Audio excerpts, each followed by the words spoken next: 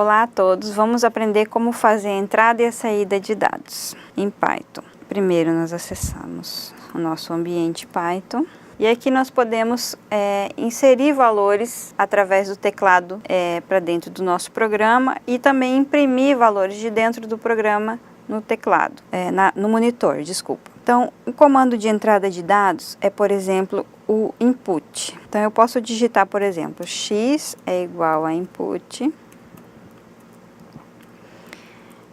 digite o seu nome. Aí eu vou escrever lá meu nome, Letícia.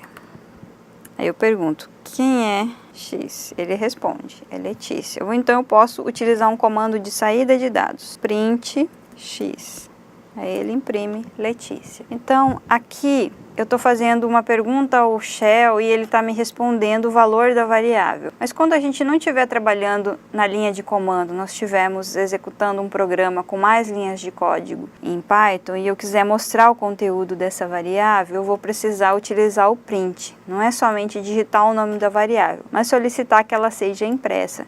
Nesse caso aqui vai ser impressa no monitor, na tela, né? Bom, continuando com o nosso comando de entrada de dados, eu posso pedir que o usuário digite um número, por exemplo. Input, digite um número. Aí o usuário vai digitar, por exemplo, 1.5. Aí eu pergunto, quem é x? Aí ele diz, x é igual a 1.5. Ou eu posso pedir print x.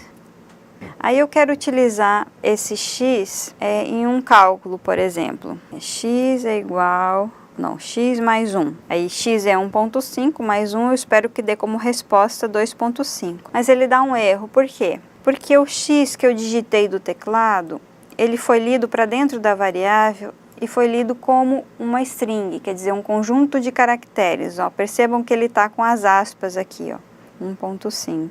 Mas entre aspas, quer dizer, isso não é um número, é uma sequência de caracteres, o caractere 1, o caractere ponto e o caractere 5. Se eu quiser trabalhar com essa variável como sendo um número, eu vou precisar fazer uma conversão. Para converter esse número para real, número 1.5 eu quero real, né? Real, tem casas decimais, então eu utilizo um outro comando. Eu vou ter que digitar assim, ó, x é igual a float, float é o nosso real, input, quer dizer, entrada de dados, digite um número.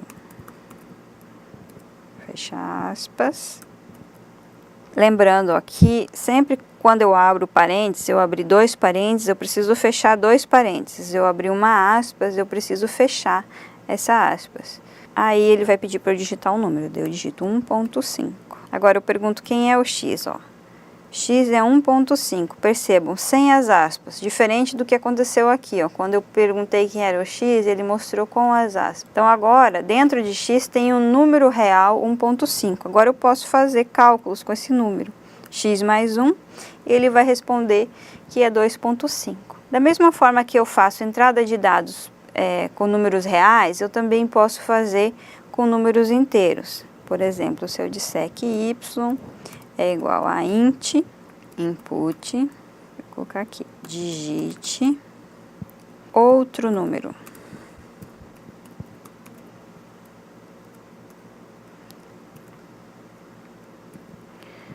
Então, aqui digito o número, esse número pode ser número 10, por exemplo. Então, eu pergunto quem é o y é 10. Então, para ler do teclado números reais, eu tenho que utilizar o comando input associado com a conversão desse valor para o número real. Para eu ler do teclado um número inteiro, eu tenho que utilizar o comando input associado com o int, que é a conversão desse número para inteiros, certo? E agora eu posso operar y mais 20. Ele vai responder que é 30. Eu posso dizer x mais y. Ele vai responder que é 11.5, porque eu tinha em y 10 e em x 1.5, lembra? Ó, x é 1.5, y é 10. Então, ele dá a resposta 11.5. Quando a operação de subtração é realizada entre números reais e números inteiros, a resposta sempre vai ser um número real, certo? quando eu quero entrar com um número que ele tem casas decimais, mas um número real, mas que ainda não tem casas decimais, por exemplo, deixa eu dar um exemplo aqui.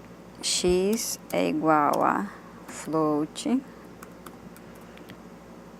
input, digite outro número.